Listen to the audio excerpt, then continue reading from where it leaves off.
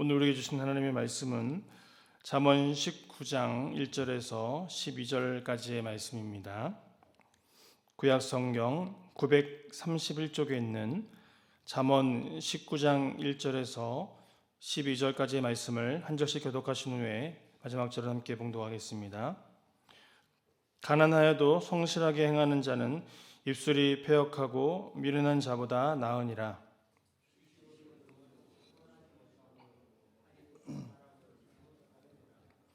사람이 미련함으로 자기 길을 굽게 하고 마음으로 여호와를 원망하느니라.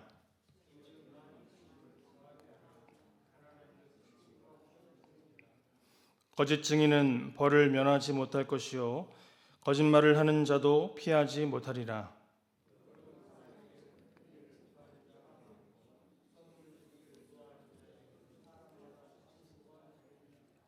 가난한 자는 그의 형제들에게도 미움을 받거든 하물며 친구야 그를 멀리하지 아니하겠느냐. 따라가며 말하려 할지라도 그들이 없어졌으리라.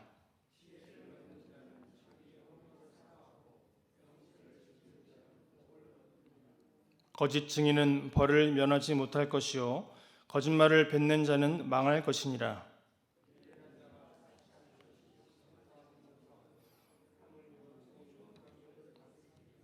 노하기를 더디하는 것이 사람의 슬기요 허물을 용서하는 것이 자기의 영광이니라. 왕의 노함은 사자의 부르짖음 같고 그의 은택은 풀 위에 이슬 같으니라. 아멘. 오늘 본문의 말씀은 가난, 또 재물, 말과 분노와 같은 잠언의 대표적인 주제들을 지혜로운 자와 미련한 자의 대조로 표현하고 있습니다. 1절에 가난하여도 성실하게 행하는 자라는 표현은 가난한 상황 속에서도 정직한 품성대로 올바로 걸어가는 자라는 의미를 담고 있는데요. 왜냐하면 성실하게 행하는 것은 잘못된 선택을 하지 아니하고 올바른 길로 가려고 노력하는, 즉 언행일치의 태도를 가리키기 때문입니다. 여기서는 가난과 또 정직을 연결함으로써 부정한 방법으로 얻는 재물보다 정직한 가난이 더 가치가 있음을 강조하고 있는데요. 그렇다면 1절 말씀에 입술이 패역하고 또 미련한 자는 어떠한 사람입니까? 거짓말을 입에 담고 사는 부정직한 사람입니다. 이들은 어떠한 방법으로든 이익을 얻겠다는 마음을 품고 살아간다는 것이죠. 그러나 성경은 우리에게 뭐라고 말씀하고 있습니까? 거짓된 소사는 정직한 가난보다 못하다고 설명하고 있습니다. 그리고 2절과 3절의 말씀은 예비함의 잠언인데요. 2절을 보시면 지식 없는 소원은 선하지 못하고 발이 급한 사람은 잘못 가느니라 말씀하고 있습니다. 이 말은 지식 없는 소원은 소망은 가지고 있지만 그것을 이루는 방법을 알지도 못하고 또 준비하지도 못하는 상태라는 것입니다.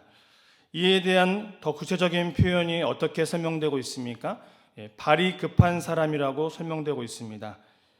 이것은 가야 할 방향과 그 상태를 온전히 살피지 못한 채 준비되지 않은 상태에서 급하게 내딛는 그 걸음은 언제나 잘못된 길로 갈 수 있다는 것이죠.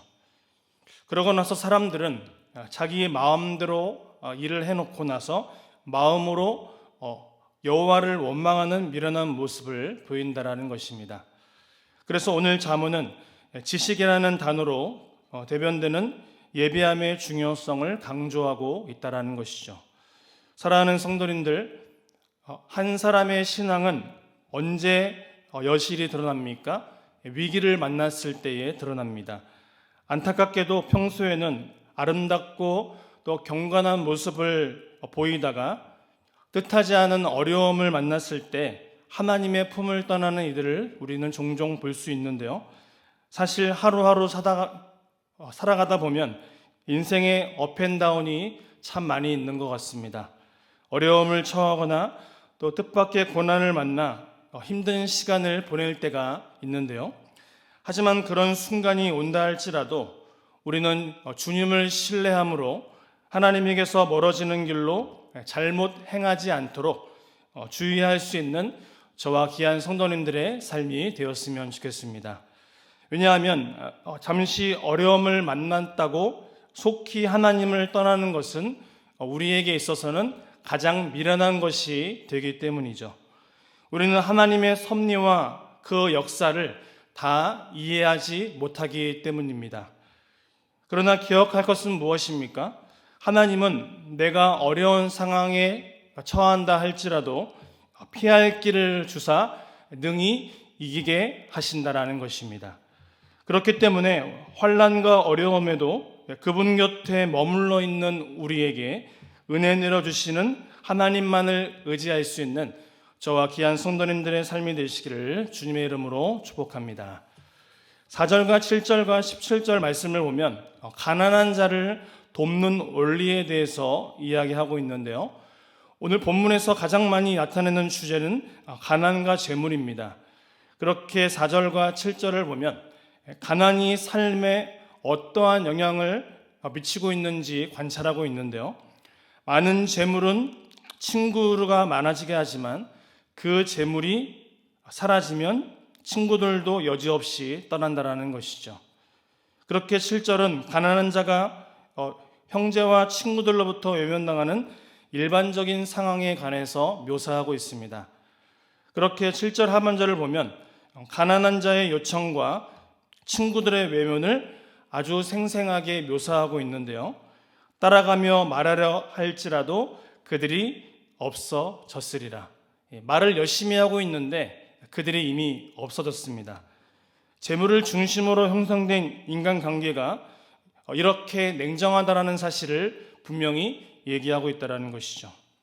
그리고 이러한 사회적 현상에 대한 신학적인 대안을 오늘 17절 말씀을 통해서 제시를 하고 있는데요. 우리 17절 말씀을 다 같이 읽어보도록 하겠습니다. 가난한 자를 불쌍히 여기는 것은 여호와께 구워 드리는 것이니 그의 선행을 그에게 갚아 주시리라. 아멘. 이 말씀은 가난한 자에 대한 선행을 구제 측면을 뛰어넘어서 창조 질서에 순응하는 지혜로 설명하고 있는데요. 성경은 가난한 자에 대한 선행을 무엇이라고 설명하고 있습니까? 여호와께 구워주는 거라고 설명하고 있습니다. 그렇게 여호와께서는 그들이 베푼 은혜대로 갚아 주신다라는 것입니다. 이 사실을 믿으십니까? 또한 5절과 9절의 말씀을 보면 거짓 증인에 대한 잠언인데요. 고대 사회에서는 증인의 비중이 절대적이었기 때문에 거짓 증인에 대한 그 심판은 엄중했습니다. 5절과 9절의 이 두 구절은 마지막 부분 피하지 못하리라 망할 것이니라를 제외하고는 동일한 문구를 담고 있습니다. 거짓 증인은 벌을 면하지 못할 것이요. 이렇듯 단락의 같은 내용의 이 잠언이 반복되어지는 것은 강조의 목적을 담고 있다라는 것이죠. 또한 9절의 마지막 단어가 바뀐 것은 5절의 의미를 더욱 명확히 하는 의도를 담고 있다라는 것입니다. 오늘 잠언은 거짓 증인은 반드시 벌을 받고 멸망할 것이라는 엄중한 그 선언이 강조되어 있다라는 것입니다. 그렇게 우리는 성경의 가르침대로 늘 바르게 말하기를 힘쓰고 또 사실을 왜곡시키지 않아야 하며 심판의 기준이 사람의 형편에 따라 달라져서는 안 된다라는 것입니다. 왜 그렇습니까? 우리에게는 보이는 겉모습과 또 상황을 넘어서는 일을 이루시며 이 모든 것을 이 세상을 경영하시는 여호와 하나님이 계시기 때문이죠. 우리의 유한한 인생은 언젠가 우리 하나님께서 판단하실 날이 있다라는 사실을 분명히 기억해야 한다는 것입니다. 잊지 말아야 한다는 것입니다. 그렇기에 미련한 자는 당장의 상황만을 보고 오판하며 경솔한 행동을 하지만 지혜로운 자는 하나님의 그 역사를 바라보는 사람이라는 것입니다. 성경은 그래서 뭐라고 말씀하고 있습니까? 정직하고 곧은 마음이 은혜의 비결임을 말씀하고 있다는 것입니다. 8절의 말씀을 다 같이 한번 읽어보겠습니다. 지혜를 얻는 자는 자기 영혼을 사랑하고 명철을 지키는 자는 복을 얻느니라. 아멘. 8절의 말씀은 지혜와 명철을 얻는 자는 내적인 복과 외적인 복 모두를 얻게 된다라고 분명히 말씀하고 계십니다. 말씀을 통해 지혜를 얻은 자는 주님이 주신 자기의 영혼과 그 삶을 사랑하게 되기 때문입니다. 복으로 번역된 히브리어 단어 이 토브는 지혜를 얻는 자가 누리는 다양한 유익을 언급하고 있는데요. 그렇다면 지혜가 무엇입니까? 도대체 지혜는 무엇일까요? 창조 질서에 순응하는 것입니다. 이것이 참된 지혜라는 것입니다. 그래서 잠언 1장 7절과 9장 10절의 말씀을 보면 여호와를 경외하는 것이 지혜와 지식의 근본이라고 분명히 우리에게 말씀해 주고 있다는 것이죠. 하나님을 공경하고 여호와 하나님을 두려워하는 것은 즉 하나님을 예배하는 것인 줄 믿습니다. 그리고 이것이 분명한 지혜라는 것입니다. 세상 사람들은 이것이 미련해 보이고 바보 같은 것처럼 보이지만 하나님이 우리의 모습을 보았을 때는 이것이 지혜로운 행동이라고 여겨주신다는 것입니다. 그러나 10절 말씀에서 미련한 자의 운명은 어떻습니까? 멸망이고 재앙임을 말씀하고 있다는 것입니다. 성경은 또한 미련한 자가 많은 재물을 얻어 사치하는 것과 종이 주인을 다스리는 것은 창조 질서에 어긋나는 것임을 분명히 말씀하고 있습니다. 사랑하는 성도님들, 또한 11절에 노하기를 더디하는 것이 사람의 슬기라고 이야기하고 있는데요. 인내는 슬기로부터 나온다라는 것입니다. 슬기라는 말은 성공이라는 뜻을 내포하고 있는데요. 그런즉 진정한 성공을 아는 것이 슬기라는 것이죠. 그리고 이 슬기로운 자가 하나님의 계획을 깨달아 그 복을 받아 누린다라는 것입니다. 하지만 미련한 자는 어떻습니까? 겉으로 드러나는 당장의 일만 보기 때문에 어리석은 선택을 반복해서 할 뿐이라고 말씀하고 있습니다.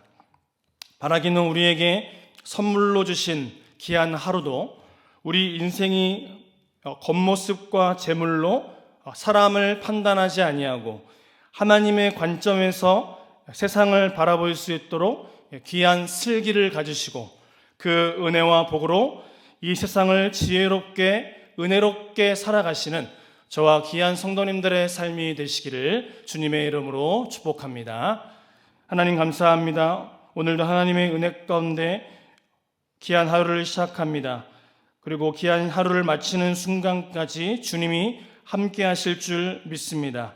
연약한 인생이오나 오늘도 주님만을 신뢰하는 인생이 되게 하여 주시옵시고 지혜란 창조 질서에 순응하는 것이며 하나님을 공경하고 두려워하는 것은 하나님을 예배하는 것이고 이것이 곧 지혜라는 것을 올바로 깨닫는 지혜로운 우리의 삶이 되게 하여 주시옵소서.